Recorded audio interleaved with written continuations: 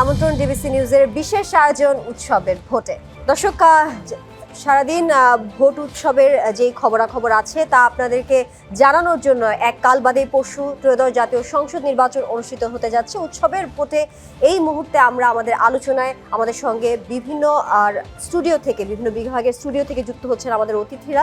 শুরুতেই উৎসবের ভোটে এই মুহূর্তে আমাদের সঙ্গে রাজশাহী স্টুডিও থেকে যুক্ত আছেন নির্বাচন ও সুশাসন বিশ্লেষক সুব্রত পাল। আমরা সরাসরি যুক্ত হচ্ছি তার সঙ্গে। সুব্রত পাল, নিশ্চয়ই আপনি আমাকে শুনতে পাচ্ছেন।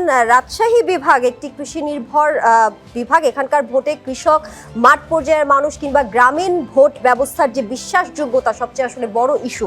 কেমন দেখছেন এই কৃষি নির্ভর বিভাগের যে ভোটের পরিবেশ এবং এই অঞ্চলে ভোটারদের প্রধান প্রত্যাশা কি? নির্বাচনের স্বচ্ছতা নাকি নীতিগত পরিবর্তন? জি, অসংখ্য ধন্যবাদ। আপনি যে কথাটি বলছেন যে আমাদের এই রাজশাহী বিভাগ 8টি জেলার 39টি আসনে এই ভোটটি অনুষ্ঠিত হতে যাচ্ছে আগামী 12 তারিখ। তো আসলে আমাদের যারা এখানকার ভোটার তারা কিন্তু চায়, যদিও এটি জাতীয় সংসদ নির্বাচন, কিন্তু আমরা সবসময় দেখতে পাই যে জাতীয় সংসদ নির্বাচনটিও কোনো কোনো ক্ষেত্রে স্থানীয় উন্নয়নের বিষয়গুলোকে প্রাধান্য দেওয়া হচ্ছে। এই প্রাধান্য দেওয়ার ক্ষেত্রে আমাদের যে ভোটাররা, তাদের কাছে কিন্তু সবচেয়ে বড় গুরুত্বপূর্ণ বিষয় হয়ে দাঁড়িয়েছে কিন্তু ভোট কেন্দ্রের নিরাপত্তা এবং তার পরিবেশ। এই ভোট কেন্দ্রের যদি নিরাপত্তা এবং পরিবেশ একই সাথে যদি আমরা একটি সুষ্ঠু, অবাধ এবং গ্রহণযোগ্য নির্বাচন করতে পারি, তাহলেই কিন্তু এটি অন্যের কাছে মাইল ফলক হয়ে দাঁড়াতে পারে। এমন প্রত্যাশা কিন্তু বিশেষ করে আমি যদি বলি রাজশাহী তথা এই রাজশাহী অঞ্চলের ভোটারদের মধ্যে কিন্তু এই প্রত্যাশাটি বিরাজমান। কারণ তারা চায় যে দীর্ঘদিন যেহেতু তারা ভোট থেকেই বিচ্ছিন্ন ছিল, আমরা বিগত দিনের কথা এই মুহূর্তে নাইবা বলি, আমরা যে আসন্ন যে দিনগুলো রয়েছে সেই দিনগুলোতে আসলে তারা চায় যে কৃষি নির্ভর যে বিভাগ, কারণ আপনারা জানেন যে রাজশাহী একটি বরেন্দ্র অঞ্চল। এই বরেন্দ্র অঞ্চলের মধ্যেও কিন্তু বেশ কিছু ক্রাইসিস রয়েছে। এই ক্রাইসিসকে ওভারকাম করেও কিন্তু এখানকার ফসল, স্পেশালি যদি বলি এখানকার ধান, এখানকার আলু কিন্তু বিভিন্ন জায়গায় কিন্তু পাঠানো হচ্ছে। খাদ্যের একটি বড় যোগান কিন্তু এই রাজশাহী বিভাগ থেকে হচ্ছে। তো সেটিকে যদি নিশ্চিত করতে হয়, তাহলে সবচেয়ে গুরুত্বপূর্ণ দিক হলো যারাই নির্বাচিত হোক না কেন, তারা তাদের নীতিগত জায়গায় যদি রাজশাহীর উন্নয়নের যে জায়গা, রাজশাহীর মানুষের ভাগ্য পরিবর্তনের জন্য যে নীতিগুলো নেওয়া দরকার, তার মধ্যে গুরুত্বপূর্ণ হলো যে এখানকার আমার কর্মসংস্থানের বিষয়টিকে গুরুত্ব দিতে হবে। কারণ দেখা গেছে যে বিগত দিনেও কিন্তু রাজশাহী তথা এই অঞ্চলটি কিন্তু বলা যায় এক ধরনের অবহেলিত ছিল। এই অবহেলিত জায়গায় থেকে আমাদের ভোটাররা কিন্তু চায় যে যারা তাদের সঠিক তথ্য, সত্য তথ্য, ওই শুধুমাত্র প্রতিশ্রুতি না, যথাযথ প্রতিশ্রুতি, ভেতর থেকে প্রতিশ্রুতি, এই প্রতিশ্রুতি যদি বাস্তবায়ন করতে হয়, তাহলে কিন্তু এখন কিন্তু জনগণ কিন্তু তাকিয়ে আছে যে শুধুমাত্র প্রতিশ্রুতির মধ্যে সীমাবদ্ধ না থেকে যাদের দ্বারা আসলে সত্যিকারের উন্নয়ন সম্ভব, তাকেই কিন্তু তারা ভোট প্রদান করবেন। এই ভোট প্রদানের ক্ষেত্রে গুরুত্বপূর্ণ মাইল ফলক হলো কিন্তু আমাদের এখানকার এই মুহূর্তে তরুণ ভোটার, নারী ভোটার। কারণ আপনারা জানেন যে রাজশাহী বিভাগের কথা যদি বলি, এখানকার নারী এবং পুরুষের যে ভোটের এই প্রায় কিন্তু সমান। অতএব এখানকার নারী ভোটারের ক্ষেত্রে এবং প্রথম যারা ভোটার, যারা এখন অনেকে বলছে যে জেনজি, এই জেনজিদের ভোটও কিন্তু একটি গুরুত্বপূর্ণ মাইলস্টোন হিসেবে কিন্তু বিবেচিত হবে রাজশাহী অঞ্চলে। সেই জায়গা থেকে এখানকার রাজশাহী অঞ্চলে 39টি আসনের, স্পেশালি 39টি আসনের ভোটারদের মধ্যে সবার আগে কিন্তু কর্মসংস্থানের বিষয়টিকে দেখতে হবে। তারপরে কৃষির উন্নয়নের ক্ষেত্রে কৃষকরা উৎপাদন করছে, কিন্তু দুর্ভাগ্য হলো সত্য, এই মধ্যস্বত্ব ভোগের কারণে কিন্তু তারা ন্যায্য দামটি পাচ্ছে না। এই ন্যায্য দাম নিশ্চিতকরণের জন্য কিন্তু জাতীয় সংসদ সহ সংশ্লিষ্ট কর্তৃপক্ষকে কিন্তু যথাযথ এবং কার্যকর ব্যবস্থা গ্রহণ করতে হবে। কারণ তারা শুধুমাত্র ওই বলি আহরণের মধ্যে সীমাবদ্ধ না থেকে তারা যদি এটি করতে পারে, তা আমি মনে করি যে এটি যে দল এগিয়ে থাকবে তাদের প্রতিশ্রুতির জায়গায় এবং ভেতরের অনুভূতির জায়গা থেকে তারা সঠিক এবং সত্য তথ্য দেবে, তাদেরকেই কিন্তু বেছে নেবে কিন্তু এখানকার ভোটাররা। পাশাপাশি আরেকটি বিষয় আপনাকে জানিয়ে রাখি যে এই অঞ্চলটি যেহেতু বরেন্দ্র অঞ্চল, এখানকার কিন্তু পানির স্তর দিনের পর দিন কিন্তু নিচের দিকে নামছে। অতএব পানির সংকটের কারণে কিন্তু আমাদের যে খাদ্য নিরাপত্তাতেও কিন্তু বড় ধরনের একটি সংকট বা একটি ক্রাইসিস কিন্তু সামনে দেখা দিবে। এটি কিন্তু আমাদের পানি বিজ্ঞানী সহ সংশ্লিষ্ট কর্তৃপক্ষরাই কিন্তু এমনটাই কিন্তু আশঙ্কা করছেন। সেই জায়গা থেকে কিভাবে আমরা পদ্মাকে ব্যবহার করতে পারি, কারণ আমাদের এই রাজশাহী তীরবর্তী পদ্মা, এই পদ্মাকে ব্যবহার করার মধ্য দিয়ে যাতে এই অঞ্চলের কৃষি এবং কৃষকের জীবন মানকে সুদৃঢ় করা এবং তাদেরকে নিশ্চিত করা যে তারা যাতে তাদের ফসলের ন্যায্য দামটি পায়, এটি যদি নিশ্চিত যারা করবে, এই প্রত্যাশা বা এই দাবিগুলো কিন্তু ভোটারদের পক্ষ থেকে কিন্তু প্রতিনিয়তই আমাদের যারা এই ভোট যুদ্ধে অংশগ্রহণ করছে তাদের কাছে কিন্তু করেছে।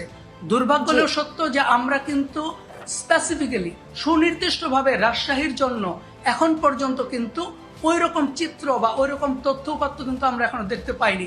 সবাই হয়তোবা আমরা প্রতিশ্রুতি দিচ্ছি, সবাই হয়তোবা ইশতেহারের আঙ্গিকে নিজেদের প্রত্যাশার কথা তুলে ধরছি, কিন্তু আসলেই এখন ভোটাররা কিন্তু তার ভোটাধিকার প্রয়োগ করবেন সেই সিল মারার পূর্ব পর্যন্ত কিন্তু তাদের বিবেচনাকে কাজে লাগানোর চেষ্টা করবেন। কারণ তারা দিন শেষে ওই ভোট দেওয়ার পূর্ব মুহূর্ত পর্যন্ত কিন্তু ভাববেন যে আসলে কাকে ভোট দিলে আমি বা আমার ভাগ্য পরিবর্তন হবে, আমাদের ভাগ্য পরিবর্তন হবে, যার মধ্য দিয়ে আমাদের যে এই রাজশাহী বিভাগ, এই বিভাগটিকে কিভাবে এগিয়ে নিয়ে যাওয়া যাবে, এটি যদি নিশ্চিত করতে পারে যে দল, তারাই কিন্তু এগিয়ে থাকবে বলে আমি মনে করি। এটা একান্ত আমার অবজারভেশন। পাশাপাশি আরেকটি বিষয় বলি যে আমাদের এখানে যেহেতু কর্মসংস্থানের অভাবে প্রতি বছর প্রচুর ছেলে মেয়ে কিন্তু শিক্ষার সার্টিফিকেট নিয়ে বেরোচ্ছে। এখানে কারিগরি প্রশিক্ষণ সহ আইটি পার্ক হয়েছে সত্য, কিন্তু আইটি পার্কটিকে আমরা যথাযথভাবে কাজে লাগাইতে পারিনি, কারণ এটা পলিসিগত অনেকগুলো ক্রাইসিসের কারণে। আমার দাবি যে এটি ভোটারদের হয়ে আমি এই দাবিটি করছি যে এখানে এই যে আইটি পার্ক সহ যে কারিগরি যে সাপোর্ট দেওয়ার জন্য আমাদের যে তরুণদেরকে দক্ষ করে গড়ে তোলার জন্য কিন্তু পলিসি মেকারদেরকে কিন্তু গুরুত্বপূর্ণ ভূমিকাটি রাখতে হবে। শুধুমাত্র একটা বড় বিল্ডিং করার মধ্য দিয়ে যে আমি আমার যে কাজটুকু শেষ করব, এটি আসলে কোনোভাবেই গ্রহণযোগ্য হবে না। এই বিষয়গুলো কিন্তু ভোটারের পক্ষ থেকে কিন্তু বারংবার কিন্তু উচ্চারণ করা হয়েছে। এখন দেখার পালা আসলে কারা এই বিষয়গুলো বিশেষ করে তরুণদের জন্য কারা কাজ করবেন। আমাদের জি, এবার তরুণরা আসলে সবচেয়ে অগ্রাধিকার পাচ্ছে ভোটারদের তালিকায়, এমনকি নারী ভোটাররাও এবার অর্ধেক। সেই বিষয়গুলো নিয়েও আপনার কাছে আসবো। সুব্রত পাল, আপনি থাকবেন। আমরা এবারে যেতে চাই আমাদের রংপুর স্টুডিওতে। সেখানে আছেন অধ্যাপক ডক্টর তুহিন ওয়াদুদ, বেগম রোকেয়া বিশ্ববিদ্যালয়ের শিক্ষক এবং কলামিস্ট। আপনাকে স্বাগত জানাচ্ছি উৎসবের ভোটে। আপনার কাছে জানতে চাই রংপুর বিভাগ নিয়ে, যে রংপুর বিভাগ দারিদ্র্য কিংবা উন্নয়ন রাজনীতির প্রতীক। এখানকার ভোট মানে আসলে বড় প্রত্যাশার প্রতিফলন, কিন্তু আজকে সারাদিনে আমরা যেমনটা দেখেছি যে বেশ রাজধানীবাসী গণপরিবহনে ভিড় জমাচ্ছেন, তারা নিজ এলাকায় ভোট দিতে ইতিমধ্যে রাজধানী ছেড়েছেন। আসলে কি উৎসবের ভোট হচ্ছে কিনা, চলমান কিনা? আবার সেই সাথে আমরা বেশ কিছু জায়গায় সংঘর্ষ দেখেছি, জেলা প্রশাসকের বাসার সামনে ককটেল বিস্ফোরণও দেখেছি। শঙ্কার জায়গাটাও কতটুকু থাকছে? শঙ্কা কাটিয়ে কি উৎসবের ভোটে পরিণত হতে পারবে শেষ পর্যন্ত, কি বলবেন? জি, ধন্যবাদ। আমরা যদি অতীতের দিকে তাকাই তাহলে 2008 সালের পর যে নির্বাচনগুলো হয়েছে, এই নির্বাচনে অনেকেই ভোট দিতে পারেনি। অনেকেই আছে যারা ভোট দিতে যায়নি, কারণ যখন সাজানো একটা নির্বাচন হয়েছে তখন অনেকে এই ভোটাধিকার প্রয়োগ করতেও যায়নি। এবারে তো নির্বাচন হচ্ছে এবং সেই নির্বাচনে আমরা দেখছি যে প্রচুর মানুষ ঢাকা থেকে আসছে। আমি আজকে আমার নিজের কথা যদি বলি, আমি আজকে রংপুর থেকে তিস্তা নদীতে গিয়েছিলাম। তিস্তা নদীতে যাওয়ার সময় একটা সিএনজিতে করে যেতে হয়েছে অনেকখানি পথ, কিন্তু সব গাড়ি ভরা, মানে অনেক যাত্রী, এবং এরা কিন্তু সবাই নির্বাচন উপলক্ষে বাড়িতে এসেছে। এবং যারা ভোট দিতে এসেছে তারা যে সবাই খুব, যাদের আমার অনেকের সঙ্গে কথা হলো, তারা যে অনেক বড় চাকরি করেন, অনেক টাকা পয়সা আছে, ভোট দিতে এসেছেন বা আরও এরকম মনে হলো না। একটু সাধারণ মানুষজন, ঢাকায় পোশাক কারখানায় কাজ করে, আরও ছোট ছোট কাজ করে, তারা কিন্তু ভোট দিতে এসেছে। একটা জিনিস আমাদের জুলাইয়ের 2024 সালের জুলাইয়ে যে বিপ্লবটা হয়েছে, যে অভ্যুত্থানটা হয়েছে, যে লড়াইটা হয়েছে, এই লড়াই তো এদেশের আপামর প্রচুর জনগণ অংশগ্রহণ করেছে। এই জনগণের অংশগ্রহণটা কিন্তু একটা পরিবর্তনের জন্য এই অংশগ্রহণ। সহস্রাধিক মানুষ জীবন দিয়েছে, হাজার হাজার মানুষ পঙ্গুত্বকে বরণ করেছে এবং লক্ষ লক্ষ মানুষ মাঠে নেমে এসেছিল এই লড়াইয়ে। এবং এই যে এত মানুষের, বিপুল মানুষের অংশগ্রহণ, এটার কিন্তু প্রতিফলনটা এটি আসলে নির্বাচনের ভেতর দিয়েই গড়ে উঠবে। এবং আমরা যে বলছি যে যেই রাষ্ট্র কাঠামো স্বৈরাচার হওয়ার জন্য একটা বিধিবদ্ধ ব্যবস্থা গড়ে তুলেছে, সেটাকে ভেঙে ফেলার জন্য একটা নির্বাচন হচ্ছে।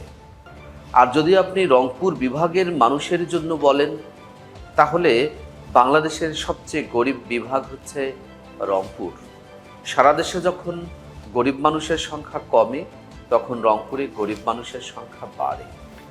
এটা ধরুন, আমরা অনেকবার বলেছি যে বার্ষিক উন্নয়ন কর্মসূচিতে যেই টাকা পয়সা দেওয়া হয়, সেটি রংপুরে দেওয়া হয় না। এমনকি এই যে অন্তর্বর্তী সরকার তার যে মেয়াদটা শেষ করলো, তারাও কিন্তু বৈষম্যের ধারাবাহিকতাটাকেই বহন করেছে। আপনি দেখবেন এই অঞ্চলের কোনো উপদেষ্টা রাখা হয় নাই। আপনি দেখবেন বার্ষিক উন্নয়ন কর্মসূচিতে 42% চট্টগ্রাম বিভাগের জন্য বরাদ্দ হয়েছে। অন্যান্য কোনো কিছুতেই এখানকার জন্য বিশেষ কোনো ব্যবস্থা গড়ে তোলা হয়নি। এই অঞ্চলের মানুষের সবচেয়ে বড় দাবি, সেটি হচ্ছে তিস্তা মহাপরিকল্পনা। এই তিস্তা মহাপরিকল্পনাকে ঘিরে শুধু রংপুর নয়, সারা দেশ জেগে উঠেছে। আমরা এবার দেখেছি যে সমস্ত রাজনৈতিক দল যারা নির্বাচনে অংশগ্রহণ করেছে, তারা প্রত্যেকেই কিন্তু তিস্তা মহাপরিকল্পনাকে বারবার আলোচনায় নিয়ে এসেছে।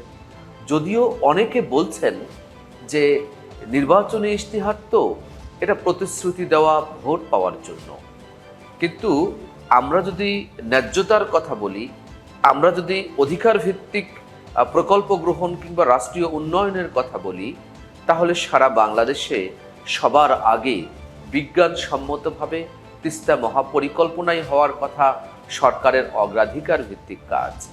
কারণ দেখুন, আমরা যে কথা বারবার করে বলছি যে 3 লাখ কোটি টাকা ব্যয় করে বিগত সরকার 10টি মেগা প্রকল্প বাস্তবায়ন করেছে, অথচ সবার আগে যদি একটা মেগা প্রকল্প বাংলাদেশে গ্রহণ করতে হয়, তাহলে সেটা দরকার ছিল তিস্তা মহাপরিকল্পনা গ্রহণ করা।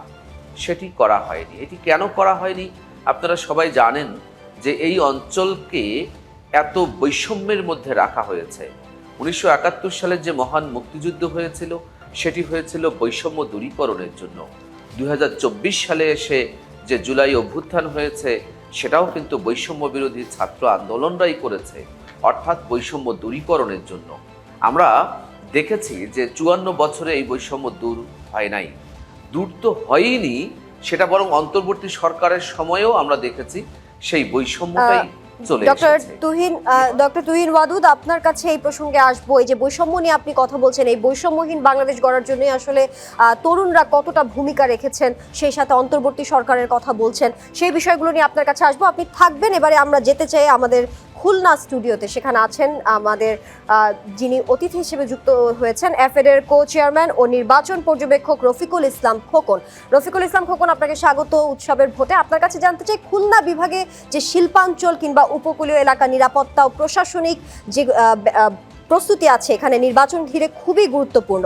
সেক্ষেত্রে একজন নির্বাচন পর্যবেক্ষক হিসেবে আপনি এবারে নির্বাচনে যে প্রস্তুতি নেওয়া হয়েছে প্রশাসনের পক্ষ থেকে, সার্বিক প্রস্তুতি কেমন দেখছেন, কিভাবে মূল্যায়ন করবেন? সেই সাথে জানাবেন উপকূলীয় ও শিল্পাঞ্চলে যে ভোট কেন্দ্রগুলো রয়েছে, সেগুলোতে কি আসলে কোনো বাড়তি সতর্কতা প্রয়োজন বলে মনে করছেন কিনা? আপনাদের প্রথমত বলতে চাই যে আপনারা যদি বাংলাদেশের ম্যাপে খুলনা জেলাকে দেখেন, খুলনা বিভাগকে, তাহলে দেখবেন যে কুষ্টিয়া জেলার দৌলতপুর থেকে শুরু করে সোজা আপনার একেবারে দক্ষিণের আপনার শ্যামনগর উপজেলা, সাতক্ষীরা জেলার, এটা পুরোটি আমাদের বর্ডার অঞ্চল। আর দক্ষিণে আমাদের উপকূলীয় অঞ্চল বরিশাল বিভাগ পর্যন্ত। আমাদের উপকূল আছে, সুন্দরবন আছে, বর্ডার আছে, এবং এখানে মৃত শিল্প অঞ্চল আছে এবং শিল্পের সম্ভাবনা আছে। আমাদের একটা পোর্টও আছে। এই বাস্তবতায় আমি মনে করি যে আমাদের এখানকার নির্বাচনগুলোতে জাতীয় যে নীতি, সেই নীতিগুলোর যাতে আমাদের এই অঞ্চলকে প্রভাবিত করে, এই অঞ্চলের আর্থিক চাঞ্চলতা সৃষ্টি করে, মানুষের জীবন জীবিকায় ভূমিকা রাখতে পারে, এই ধরনের প্রচারণা আমরা আশা করেছিলাম। কিন্তু দুর্ভাগ্যজনক হলেও ভাবে সত্য যে শুধুমাত্র খুলনা না, আপনার বাংলাদেশের প্রায় সব জায়গায় আমার মনে হচ্ছে যে জাতীয় সংসদ সদস্য যে প্রার্থীরা তারা ভোটের যে প্রতিশ্রুতি দিচ্ছেন সেখানে কিন্তু অধিকাংশ স্থানীয় সরকারের কাজের কথা তারা বলছেন, জাতীয় নেতৃবৃন্দ জাতীয় পরিকল্পনার কথা বলছেন। এখানে বড় দলগুলোর বড় নেতারা ভিজিট করেছেন, তারা খুলনার মৃত শিল্পকে জীবিত করার প্রতিশ্রুতি দিয়েছেন, মোংলা বন্দরকে আরও কার্যকর আরও সচল করার কথা বলেছেন, আমাদের সুন্দরবনকে সুরক্ষা দিয়ে এই অঞ্চলের শিল্পকে কিভাবে আরও বিকশিত করা যায় এ ধরনের কথাবার্তা বলেছেন। কিন্তু আমাদের এই অঞ্চলের যারা ভোটার তারা কিন্তু এই বিষয়গুলোর থেকে আরও বেশি তারা বুঝতে চায় যে তাদের নিরাপত্তা কতখানি থাকবে। তার কারণ গত 15-16 মাসে আনফর্চুনেটলি আমাদের এই খুলনা অঞ্চলে অনেক হত্যা, অনেক অপরাধমূলক কর্মকাণ্ড বেড়েছে। এগুলোর কারণে আমাদের এই অঞ্চলের ভোটারদের মনে শান্তি কমে গেছে। সেই জন্য তারা খুবই উদ্গ্রীব হয়ে আছে যে আগামী নির্বাচনে তারা ভোট দিয়ে একটি সরকার গঠন করতে চান, যে সরকার প্রথমত তাদের শান্তি ফিরিয়ে আনবে, যে সরকার তাদের জীবন জীবিকাকে আবার স্বাভাবিক করে তুলবে এবং এই অঞ্চলের যে আর্থিক যে চাঞ্চল্যতা সেটা আবার সৃষ্টি করবে। এরকম একটি পরিস্থিতির ভিতর দিয়ে আমাদের ভোট হতে যাচ্ছে। এবার আমি আপনার প্রশ্নের উত্তরে যদি আসি, হ্যাঁ, নির্বাচন কমিশন, আইন শৃঙ্খলা রক্ষাকারী বাহিনী এবং মাঠ প্রশাসন সবাই মিলে ব্যাপক প্রস্তুতি নিয়েছে। আমরা দেখছি। এখন আমরা অপেক্ষায় আছি যে মূলত ভোট গ্রহণ শুরু হলে এবং আরেকটি বড় যে সংকট আমি মনে করি কিংবা চ্যালেঞ্জ অথবা বাস্তবতা, সেটি হলো যে আমরা আমাদের বাংলাদেশের জাতীয় সংসদ কিংবা যে কোনো নির্বাচনের সংস্কৃতি হলো যে ভোট গণনা শেষ হবে, তারপর ওখানে বসে গুনে রাতের ভিতরেই রাত 12টা 1টা কিংবা তার আগে পরে রেজাল্ট নিয়ে যা সেই বিজয়ী এবং বিজিতরা ফিরে যান। কিন্তু এবছর এই ভোট গোনার কাজ দীর্ঘক্ষণ হবে, ফলে এবছর ভোট গ্রহণ থেকে শুরু করে ভোট গণনা সর্বক্ষেত্রে আমরা মনে করছি যে এক ধরনের টেনশনে থাকবে।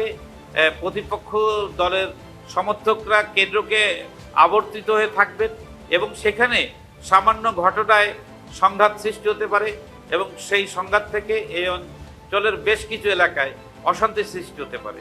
তারপরে আরও কিছু বিষয় হলো যে আমাদের উপকূলীয় কিছু কেন্দ্র আছে, যে কেন্দ্রগুলো অনেক দূরবর্তী। আপনার স্পিড বোট কিংবা দ্রুত নৌযান ছাড়া সেখানে কিন্তু আইন শৃঙ্খলা রক্ষা করা, নির্বাচনী কর্মকর্তাদের যাতায়াত, নির্বাচন পর্যবেক্ষক কিংবা সাংবাদিকদের যাতায়াতের সুযোগ কম। এইসব এলাকাগুলোতে কিন্তু আইন শৃঙ্খলা রক্ষা করার জন্য অনেক বড় দায়িত্ব নিয়ে নির্বাচনী যে কর্মকর্তা তাদের দায়িত্ব পালন করতে হবে। তবে আমি ব্যক্তিগতভাবে যেটা মনে করি, বিশ্বাস করি যে নির্বাচন কমিশন, স্থানীয় প্রশাসন এবং আইন শৃঙ্খলা রক্ষাকারী বাহিনী কেন শুধু দায়িত্ব নেবেন, রাজনৈতিক দলগুলোরও দায়িত্ব নিতে হবে। নিশ্চয়ই রফিকুল ইসলাম খোকন, সেই দায়িত্ব আসলে সাধারণ জনগণেরও রয়েছে, রাজনৈতিক দলগুলোরও রয়েছে। তাহলে সুষ্ঠু এবং অবাধ একটি নির্বাচন হতে যাচ্ছে, সেই প্রত্যাশা আমাদের সকলের আছে। আপনি থাকবেন। এবার আমরা একটু যেতে চাই আমাদের চট্টগ্রাম স্টুডিওতে। সেখানে আছেন গণমাধ্যম কর্মী হাসান ফেরদৌস। হাসান ফেরদৌস, উৎসবের ভোটে আপনাকে আমন্ত্রণ জানাচ্ছি। একজন গণমাধ্যম কর্মী হিসেবে আমি যেমন আজকে সারাদিন দেখছিলাম উৎসবের ভোটে যেই উৎসাহ উদ্দীপনা মানুষের, সাধারণ মানুষের মাঝে আমি দেখতে পেয়েছি, সেটা গত কয়েক বছরে দেখা গেছে কিনা সেটা নিয়েও আমি আসলে সন্দেহ প্রকাশ করছি। আপনার কাছে জানতে চাই, আপনি গণমাধ্যম কর্মী হিসেবে 2 মাস আগে যে ভোটের ট্রেন শুরু হয়েছে, সেই ট্রেন এখন গন্তব্যে পৌঁছতে যাচ্ছে, সেই গন্তব্যে পৌঁছানোতে যে মানুষের উৎসাহ উদ্দীপনা, এটাকে আপনি কিভাবে দেখছেন? সার্বিক পরিস্থিতি নিয়ে একটু জানতে চাই আপনার কাছে। যেমনটা বলছিলেন, এই যে উৎসবের আমেজ চলছে, এই নির্বাচনকে কেন্দ্র করেই সারা দেশে একটা উৎসব চলছে। সে উৎসব থেকে চট্টগ্রামের মানুষজনও কিন্তু পিছিয়ে নেই। এখানে আগামী কালকে দিনের পরেই পরশু দিনে যে ভোট হবে, নির্বাচন অনুষ্ঠিত হবে। বিশেষ করে এবার এই নির্বাচনে একটা বড় বিষয় হচ্ছে যে তরুণ প্রজন্ম, চট্টগ্রামে প্রায় 66,84,000-এর বেশি ভোটার আছে। এই ভোটারগুলোর মধ্যে প্রায় 3 লাখের বেশি হচ্ছে ইয়াং জেনারেশন, যারা জেনজি হিসেবে অনেকে যারা পরিচিত, যারা প্রথমবার ভোট দেবেন। এদের মধ্যে প্রচণ্ড উৎসাহ, তারা মানে অপেক্ষা করছে যে তারা কখনটা ভোটটা দিতে পারবে, এবং এই ভোট দেওয়ার জন্য তারা কিন্তু উদ্যোগী হয়ে আছে।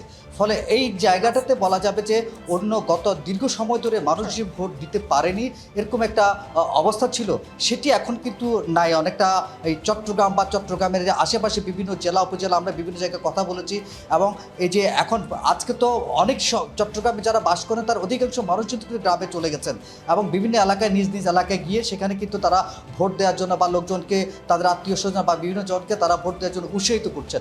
ওটা এক কথা বলা যাবে যে এবার ভোটের যে আমেজটা, এটি কিন্তু একটা ভিন্ন আমেজ কিন্তু পরিলক্ষিত হচ্ছে। তবে এবারে ভোটে একটা বিষয় আমরা যেটা কাজ করতে গিয়ে আমরা দেখেছি, ভোটারদের মধ্যে একটা মানে চরম মানে ইয়ার বিরাজ করছে, যেটা হচ্ছে যে এই ভোটগুলো দেওয়ার পরে মানে কীভাবে হবে বা হবে, নানা রকম প্রশ্ন কিন্তু উঠছে। কিন্তু এরপরও মানুষ মনে করছে যে হ্যাঁ, একটা গণতান্ত্রিক যে ধারা, গণতন্ত্রের যে রীতিনীতি, সেই রীতিনীতি যদি বজায় রাখতে হয় তাহলে মানুষজনকে ভোট দিতে হবে, এবং ভোট দেওয়ার জন্য তারা কিন্তু উদ্গ্রীব হয়ে আছেন। এবং এখানে চট্টগ্রাম জানেন আপনি, চট্টগ্রাম হচ্ছে বাণিজ্যিক রাজধানী বলা হয়। চট্টগ্রামে ব্যবসা বাণিজ্য কেন্দ্রিক এটি বড় বিষয়। এখানে এবারে নির্বাচনে চট্টগ্রামে কিন্তু যে বিষয়টি আসবে জনগণের মধ্যে যেটি চিন্তিত, যে চট্টগ্রাম উন্নয়ন তো আছেই, সেটার পাশাপাশি যে বিনিয়োগ, চট্টগ্রামে শিল্প কলকারখানা আছে, যে দীর্ঘ সময় ধরে এই চট্টগ্রামের যে তৈরি পোশাক শিল্প খাত, এটা একটি বড় খাত এখানে আছে, সেখানে বন্দর আছে। এই তৈরি পোশাক শিল্প খাতের অনেকগুলো শিল্প প্রতিষ্ঠান এর মধ্যে কিন্তু বন্ধ হয়ে গেছে নানা কারণে। এই বিশেষ করে আমেরিকার বাজারে যে শুল্ক পণ্যের উপর যে এই কারণে তারা অনেকগুলো বন্ধ হয়ে যাওয়ার কারণে অনেক কিন্তু বেকারত্ব বেড়েছে।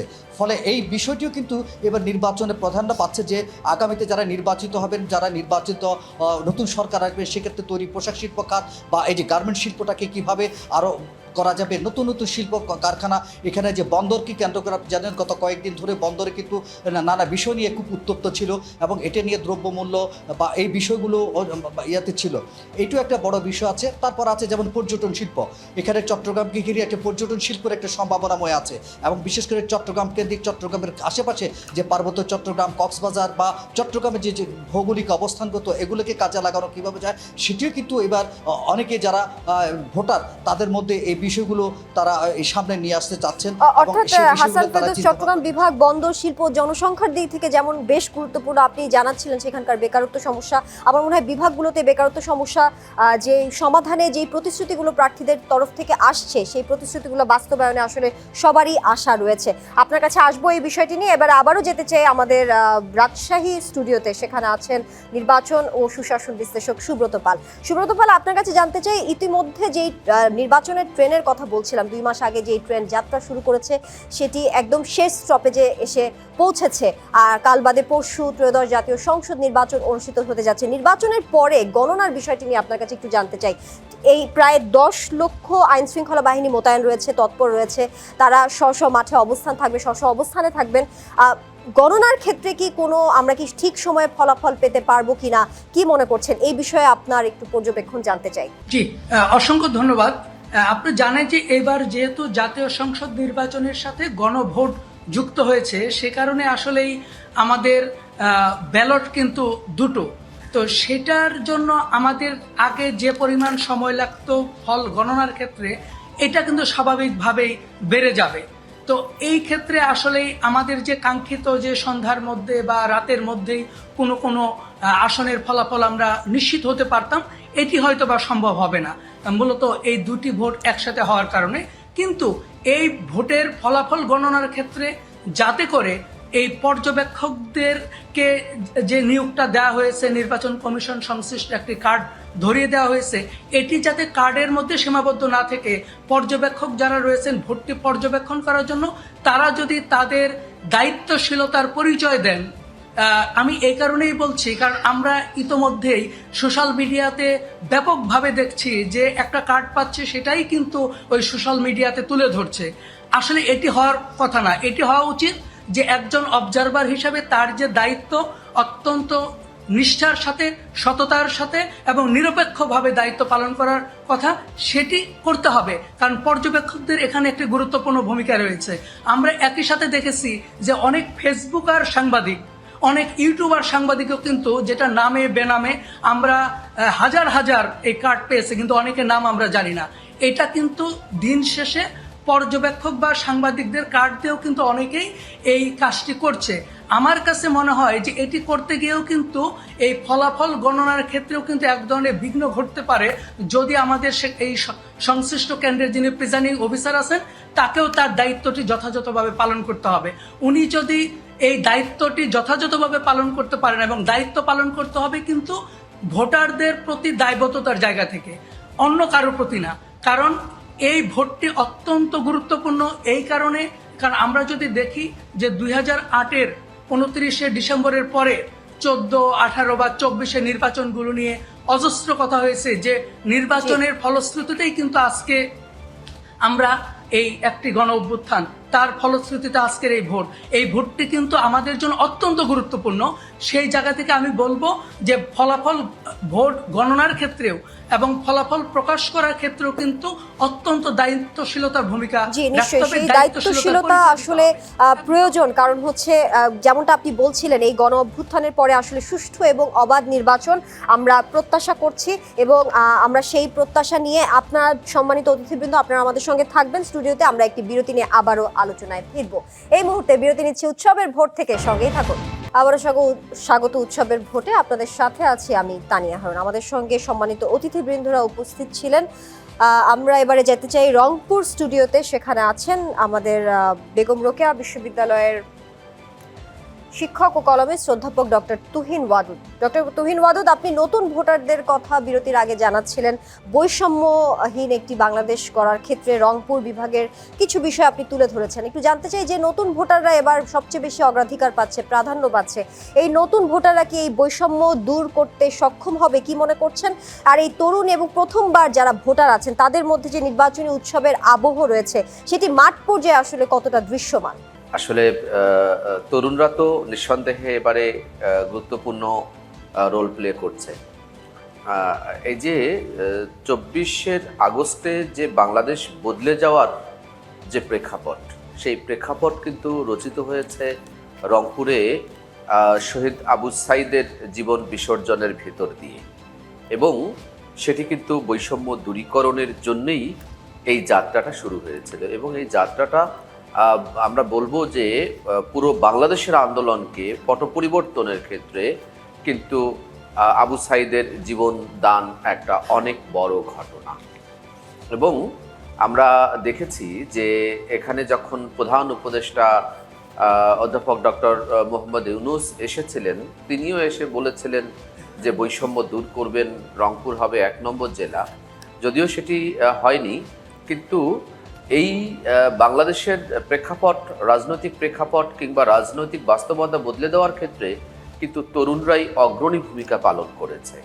ফলে এই তরুণরা এবারে কিন্তু খুবই উৎসব মুখর। তরুণরা ভোট দিচ্ছে, ভোট দিতে চায়, এবং তরুণদের সাথে তো ধরুন আমাদের কিংবা আমাদের আগের একটা প্রজন্মগত একটা গ্যাপ আছে, একটা পার্থক্য আছে, সবসময় তাই থাকে, তা থাকবে। আমরা দেখেছি যে তরুণরা এবারে যে পরিমাণ তরুণ মাঠে আছে নির্বাচনকে ঘিরে, অন্য কোনো সময় কিন্তু তরুণদেরকে এত সক্রিয়ভাবে এত গুরুত্বপূর্ণ ভূমিকা পালন করতে দেখা যায়নি। এবং আমরা অনেক বছরই দেখেছি, অনেক শিক্ষার্থী দেখেছি যে ভোট দিতে যায় না, ভোট হচ্ছে এটা নিয়ে খুব বেশি আগ্রহ নয়, উৎকণ্ঠা অনেক কিছুই নেই। কিন্তু এবারের ব্যাপারটা কিন্তু আলাদা। কারণ হচ্ছে এবারের এই পরিবর্তনের ধারা সূচিত করার ক্ষেত্রে তো তরুণরা বড় ভূমিকা রেখেছে।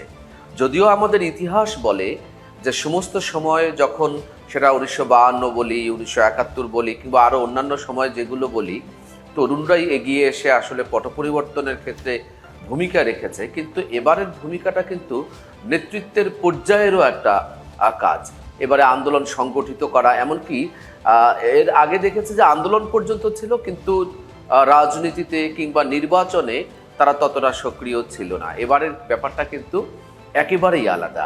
আমরা দেখবো একটা ইউনিয়ন পর্যায় পর্যন্ত, উপজেলা পর্যন্ত এই তরুণরা কিন্তু সক্রিয় ভূমিকা পালন করছে। তারা ভোট চাওয়ার ক্ষেত্রে হোক, ভোট যাতে করে সুষ্ঠু হয়, নির্বিঘ্ন হয়, যাতে করে ভোটে মারামারি রক্তপাত না হয় এবং একটা সুষ্ঠু ভোট যেন হতে পারে আনন্দমুখর উৎসব মুখর, সেদিকেও কিন্তু তারা সচেতনভাবেই কাজ করছে। এবং তারাও চাইছে, মানে সবাই চাইছে যেমন একটা ভালো ভোট হোক, সেক্ষেত্রে তরুণরা এবারে সংগঠকের ভূমিকা পালন করছে, যে শুধু ভোটার নয়, তারা মানুষজনকে সংগঠিত করছে, উৎসাহিত করছে। নানান রকম প্রচারণায় আমরা তাদেরকে দেখছি, শুধু সামাজিক যোগাযোগ মাধ্যম নয়, বাস্তবতার ক্ষেত্রেও আমরা দেখছি যে তরুণরা অন্যান্য যে কোনো বছরের নির্বাচনের চেয়ে এবারে অধিকতর সক্রিয় ভূমিকা পালন করছে। জি নিশ্চয়ই। ডক্টর তুহিন ওয়াদুদ, আপনাকে ধন্যবাদ, আপনি থাকবেন। আমরা একটু এবারে যেতে চাই আমাদের খুলনা স্টুডিওতে। সেখানে আছেন এফএড এর কো চেয়ারম্যান ও নির্বাচন পর্যবেক্ষক রফিকুল ইসলাম খোকন। রফিকুল ইসলাম খোকন, রাষ্ট্রের কাছে এই যে তরুণদের কথা বলছিলেন ডক্টর তুহিন ওয়াদুদ, রাষ্ট্রের কাছে এই তরুণদের যেই চাওয়া পাওয়া প্রত্যাশা, সেটি ঘিরে গত কয়েক বছরে আমরা নানা আন্দোলন দেখেছি, মব দেখেছি। আপনার কি মনে হয় এবারের ভোটের মাধ্যমে সেই সব আন্দোলন থেকে যেই রাষ্ট্রের কাছে যে চাওয়া পাওয়া, সেগুলো আসলে পূরণ করতে সক্ষম হবে কিনা, সেই ভোটের মাধ্যমে সেগুলো সমাধান হবে কিনা, কি বলবেন? দেখেন, আমাদের যদি খুবই সত্যি কথা বলি, এবং আপনার এই প্রশ্নটা খুবই গুরুত্বপূর্ণ, আমি মনে করি যে আমি যদি খুবই সত্যি কথা বলি, তাহলে কিন্তু আমরা ৭১-এর মহান মুক্তিযুদ্ধ, এরশাদ বিরোধী আন্দোলন, তারপরে ২৪-এর যে জুলাই আন্দোলন, সব কিন্তু তরুণরাই করেছে। এবং তরুণরা আন্দোলন করার পরে তারা প্রতারিত হয়েছে, অথবা তারা এই আন্দোলনের ফসল কখনো ঘরে তুলতে পারেনি। কিন্তু এবারও আমার কাছে মনে হচ্ছে যে তরুণরা এবারও কিছুটা বিভ্রান্ত, তার কারণ তারা ১ বছর আগে তাদের অনেক সুনির্দিষ্টভাবে তারা অনেক কিছু বলতে পারতেন, কিন্তু এখন কনফিউজ হয়ে গেছে। তার কারণ যখন নির্বাচন এসেছে, নির্বাচনে বড় রাজনৈতিক দলগুলো গুরুত্বপূর্ণ ভূমিকা নিয়েছে, তখন তরুণদের কণ্ঠস্বর কিন্তু হারিয়ে যাচ্ছে। সব রাজনৈতিক দল তরুণদের কথা বলছে, নারীদের কথা বলছে, কিন্তু এই তরুণ এবং এই নারীরা কতটা সক্রিয়ভাবে রাজনীতিতে অংশগ্রহণ করতে পারবে, তারপরে তাদের চাহিদা পূরণ হবে, সেই বিষয়টা নিয়ে কিন্তু সুস্পষ্ট এখনো কোনো রূপরেখা কোনো রাজনৈতিক দলই দিতে পারেনি। তবে আমরা মাঠ পর্যায়ে যেটি দেখেছি, যে যারা নতুন ভোটার তরুণরা, তারা কিন্তু অধীর আগ্রহে বসে আছেন, তারা ভোট প্রয়োগ করবেন, এবং ভোট প্রয়োগ করে তারা যে বৈষম্য দূরীকরণ বলেন কিংবা তাদের রাজনৈতিক সচেতনতা বলেন, তার প্রথম ধাপে তারা পদার্পণ করবে। তারপরেও আমি মনে করি যে ভোটের পরেও এই যুবদের তরুণদের থাকতে হবে, কথা বলতে হবে, এবং আমাদের দেশের যে বৈষম্য আছে, যেখানে ন্যায় বিচার নেই, সমস্ত বিষয়গুলোই কিন্তু এই যুবদের দায়িত্ব নিয়ে কথা বলতে হবে। আমাদের সৌভাগ্য যে আমাদের বাংলাদেশের একটা ইয়র ডিভিডেন্ড যেটা, সেটা অনেক বেশি, এটা পৃথিবীর অনেক দেশে নেই। রফিকুল ইসলাম খোকন, এই বিষয়টি আপনার কাছে আসবো। একটু যেতে চাই রাজশাহী স্টুডিওতে, নির্বাচন ও সুশাসন বিশ্লেষক সুব্রত পাল আপনার কাছে। সুব্রত পাল, আপনার কাছে একটু নারীর ক্ষমতায়ন প্রসঙ্গে জানতে চাই। এবার ২০২৮ জন প্রার্থীর মধ্যে ৮১ জন নারী প্রার্থী রয়েছে, অর্থাৎ অনলি 4%, যেটা আমরা সবসময় জেনে এসেছি। কিছু কিছু রাজনৈতিক দলে absolutely zero candidate, zero female candidate. সেই ক্ষেত্রে কিছু কিছু রাজনৈতিক দলে আমরা দেখতে পেরেছি যে ২-৩ জন প্রার্থী আছে নারীর ক্ষমতায়নে। এইবারের ভোটের মাধ্যমে নারীদের এই যে শক্ত মনোভাব, কিংবা নারীর যেই কর্মসংস্থান, কিংবা নারীর যে ক্ষমতায়ন, সেটি আসলে কতটা প্রভাব ফেলবে ভোটারদের মাঝে, কিংবা নির্বাচনের মাধ্যমে সেই বিষয়টি কতটা প্রতিফলিত হবে? অসংখ্য ধন্যবাদ। আবারও আপনি যে কথাটি বলছেন নারীর ক্ষমতায়নের, দেখেন আমরা যদি দেখতে পাই যে এই প্রধান দলগুলো, তারা আপনাদের জুলাই সনদে তারা বলেছিল যে প্রতিশ্রুতিটি তারা দিয়েছিল, যেখানে তারা স্বাক্ষর করেছিল, তারা সেটি তারা মানেননি। এবং তারা কিন্তু আবার এই নারীদের ভোটেই, আমাদের দেশের যে মোট ভোটার তার অর্ধেকই নারী, তাদের ভোটেই তারা নির্বাচিত হবেন। একটি বড় ধাক্কা বা বড় বাধা কিন্তু আমরা শুরুতেই কিন্তু আমাদের এই প্রধান দলগুলোর কাছ থেকে কিন্তু পেয়েছি। সুব্রত পাল, একটু আপনাকে থামাতে চাই। এই যে আপনি আমি ইতিবাচক ভাবে বলতে চাই, প্রধান দলগুলোর কথা আপনি বলছিলেন সুব্রত পাল, এই যে জামায়াতে ইসলামের কথা বলছিলাম, জামায়াতে ইসলাম সহ আরো ৩০টি দল, সেখানে অ্যাবসলিউটলি জিরো ক্যান্ডিডেট, যেটা বলছিলাম ফিমেল ক্যান্ডিডেট নেই। তো সেই ক্ষেত্রে তারা মুখে বলেছিল তারা নারীর অধিকার সম্পন্ন করতে চায়, নারীর সমান অধিকার চায়, কিন্তু ইশতেহারে তাদের নারী বিষয়ে তেমন কোনো আমরা প্রতিফলন দেখতে পাইনি, তাহলে কি নারী ভোটারদের আগ্রহ কিংবা নারী ভোটারদেরকে তারা নিজেদের ভোট ব্যাংক, নারীদের ভোট ব্যাংকে আনার জন্যই তাদের এই ধরনের মুখের বলি, কি বলবেন? এটা কিন্তু আমি আমার আজকের এই প্রারম্ভিক কথাতে আমি কিন্তু এটি বলেছিলাম যে আমরা প্রতিশ্রুতি দিচ্ছি, আমরা কথা বলছি, কিন্তু আসলে এটিকে আমার অন্তরের কথা কিনা, আমি আমার নিজের বিবেকের জায়গা থেকে আসলে আমি এই কথাটি বলছি কিনা। যদি বলতাম আমরা দল থেকে যদি এটি বলা হতো তাহলে কিন্তু নমিনেশনের ক্ষেত্রে কিন্তু আমরা সেই ইতিবাচক জায়গাটি দেখতে পেতাম, কিন্তু বাট এটা আমরা দেখতে পাইনি। শুধুমাত্র নারীকে আমরা যেটা করছি ভোটের মাঠে একটি ভোট তার যে গুরুত্ব রয়েছে এটি বোঝানোর চেষ্টা করছি, কিন্তু নারীর জন্য যে একটি সুন্দর বাংলাদেশ বিনির্মাণের কথা এটি কিন্তু আমরা করছি না। বেগম রোকেয়ার একটি কথা আমার মনে পড়ে যে বলা হচ্ছিল যে একটি গাড়ির দুটি শকট, একটি ছোট একটি বড় হলে যেমন এই গাড়িটি ঠিকমতো চলতে পারে না, ঠিক একইভাবে বাংলাদেশের উন্নয়ন যদি করতে হয় তাহলে নারীকে পিছিয়ে রেখে বাংলাদেশকে এগিয়ে নিয়ে যাব এইরকম চিন্তা করাটাও আমি মনে করি ভুল। সেক্ষেত্রে সুব্রত পাল যদি আরেকটি বিষয় প্রাধান্য পেয়ে থাকে, যে এই যে জামায়াতে ইসলামের কথা বলছিলাম, জামায়াতে ইসলামী সবসময় ধর্মের কথা বলছে যে ধর্মে আসলে এই বিষয়টি নেই, সেখানে নবীজি সাল্লাল্লাহু আলাইহি ওয়াসাল্লামের স্ত্রী যিনি ছিলেন তিনি একজন সফল ব্যবসায়ী ছিলেন, সেক্ষেত্রে ধর্মের প্রসঙ্গটা আসলে আসছে কোথা থেকে? দেখেন, আমি মনে করি রাজনীতিতে যে ধর্মের ব্যবহারটা সম্প্রতি হচ্ছে, শুধু সম্প্রতি না, আমি আমার যে বোঝার বয়স সেই সময় থেকে দেখে আসছি আমরা সবাই ধর্মকে ব্যবহার করেই কিন্তু রাজনীতিটা করছি। আমি অনুরোধ জানাবো এই প্রধান দল সহ সকল দলের প্রতি অন্তত ধর্মটাকে ধর্মের জায়গায় রেখে তার প্রতি যথাযথ শ্রদ্ধা সম্মানটুকু যদি আমরা রাখতে পারি, সেটা রেখে যদি আমরা আমাদের রাজনীতিটা করি তাহলেই হয়তোবা আমাদের যে পরিশীলিত যে রাজনীতির জায়গা, আমাদের যে উন্নয়নের বাংলাদেশ গড়ার কথা আমরা বলছি, কেউ বলছি সবার উপরে বাংলাদেশ, কেউ বলছি আমরা যে বাংলাদেশি হবে আমার উন্নয়নের কারিগর, এই উন্নয়নের কারিগর বানাতে গেলে নারীকেও কিন্তু এগিয়ে নিয়ে যেতে হবে, কারণ নারী কিন্তু আমার মা, নারী আমার বোন, নারী আমার স্ত্রী। সেই জায়গা থেকে তাকে যদি আমি ওই সম্মানের জায়গাটা দিতে না পারি তাহলে আমরা যতই বলি না কেন আমাদের চিন্তা এবং চেতনার জায়গা থেকে যদি ইতিবাচকভাবে নারীর প্রতি সম্মান শ্রদ্ধা প্রদর্শন করতে না পারি তাহলে আমাদের যে ভাগ্য বদলানোর কথা আমরা বলছি, আমরা বৈষম্যমুক্ত বাংলাদেশ গড়ার কথা বলছি, এটি কখনোই সম্ভব না। অ্যাটলিস্ট এটা আমার অনুধাবন, আমি বিশ্বাস করি, কারণ আমাদের এই জুলাই গণ অভ্যুত্থানের একটি মূল স্পিরিট ছিল বৈষম্যমুক্ত বাংলাদেশ গড়ার কথা। সেখানে কিন্তু যে নারীকে পিছিয়ে রেখে অথবা নারীকে চুপ করে রেখে আমি এগিয়ে যাব এটি ছিল না। এই জায়গায় আমাদের প্রত্যেকেরই একজন নাগরিক হিসেবে যেমন আমার দায়িত্ব রয়েছে, আমি একজন ঘরের একজন প্রতিনিধি হিসেবে এবং পুরুষ হিসেবে আমার স্ত্রীকেও এগিয়ে দেওয়ার দায়িত্বটি কিন্তু আমার। আমরা যদি এর মধ্যে ধর্মটাকে নিয়ে চলে আসি এটা অত্যন্ত দুঃখজনক।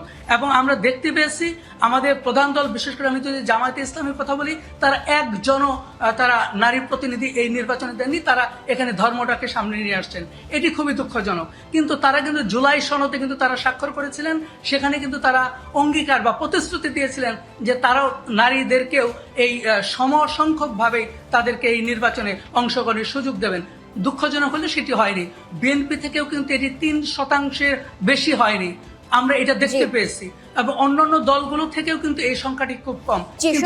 এই সংখ্যা কিংবা এই যে দলগুলোর কথা, যে দলগুলোর যে পর্যবেক্ষণ নিয়ে আপনি কথা বলছেন সেই বিষয়টি নিয়ে আসবো। একটু খুলনা স্টুডিওতে যেতে চাই, সেখানে যে আমাদের সাথে আছে র্যাফেডের কো চেয়ারম্যান ও নির্বাচন পর্যবেক্ষক রফিকুল ইসলাম খোকন। রফিকুল ইসলাম খোকন, আপনি নির্বাচন নিয়ে কাজ করেন, নির্বাচনের বিষয়ে সার্বিক পরিস্থিতি নিয়ে পর্যবেক্ষণ করেন, সেই বিষয়টি নিয়ে যদি জানতে চাই এবারে নির্বাচনে কত % ভোট কাস্ট হতে পারে, কি মনে হয়, আপনার মূল্যায়ন কি এই বিষয়ে? এটা আগাম বলা মুশকিল, তবে আমার মনে হয় যে 50-এর অধিক, 50 পার হয়ে যাবে এবার পার্সেন্ট। আমরা জানি যে একটি রাজনৈতিক দল, বড় দল নিষিদ্ধ, তারা এবার ভোটে নেই, ফলে তার সত্ত্বেও এবার ভোটে অনেক ভোটার উপস্থিত হবে এবং এটা 50 ভাগের বেশি হবে আমার ধারণা। এবং এখানে সবচেয়ে বেশি যে বিষয় নিয়ে কেবল আলোচনা করছিলেন যে এবার সবচেয়ে বেশি প্রতারণার শিকার হয়েছেন যে নারীরা, সেই নারীরাই কিন্তু নিয়ামক শক্তি হবে এবার নির্বাচনের জয় পরাজয়ে। ফলে 50% ভোটার উপস্থিত হবে এবং সেখানে নারী ভোটাররা বেশি হবে, এবং নারীরা ভোটার হিসেবে রেসপেক্টেড হলেও প্রার্থিতা কিংবা রাজনৈতিক দলগুলোর অফিসে কিন্তু তাদের কোনো স্থান নেই। এটা কিন্তু খুবই দুঃখজনক ব্যাপার। আমরা এই যে বৈষম্য বিরোধিতার কথা বলছি, একটা নতুন বাংলাদেশ গড়ার কথা বলছি, কিন্তু নারীদেরকে আমরা অবহেলা করছি, তাদের সাথে উপহাস করছি। এটা কিন্তু খুবই দুঃখজনক। এবং এবার নির্বাচনের সবচেয়ে খারাপ দিক কি আপনি যদি জিজ্ঞেস করেন, তাহলে বলবো যে রাজনৈতিক দলগুলো ব্যর্থ হয়েছে নারীর প্রতি মর্যাদা দেখানো। নারী ভোটারদের তারা প্রচারণায় ব্যবহার করছে, তাদের ভোটে তাদের জয় পরাজয় নির্ধারণ করা হবে, কিন্তু নারীর যে প্রাপ্য মর্যাদা সেটি তারা দিতে পারছে না। এটি আমি মনে করি যে আমাদের এই নির্বাচনে যে রাজনৈতিক দলগুলো অংশগ্রহণ করছেন তাদের এইটা নিয়ে একটা গ্লানি থাকা উচিত, এবং নির্বাচন উত্তরকালে তাদের এই নারীদের এই যে তারা সম্পৃক্ত করতে পারলেন না, এটার জন্য তাদের ব্যাখ্যা দিয়ে নারীদের কিভাবে অতি দ্রুত সম্পৃক্ত করা যায় আরপিওর নির্দেশনা অনুযায়ী সেটি তাদের করা উচিত। জি, রফিকুল ইসলাম খোকন, আপনাকে ধন্যবাদ। আপনাদের তিনজনকেই ধন্যবাদ, অসংখ্য ধন্যবাদ আমাদের সঙ্গে সময় দিয়ে সহযোগিতা করার জন্য। এই মুহূর্তে বিরতি নিচ্ছে উৎসবের ভোট থেকে, সঙ্গে থাকুন।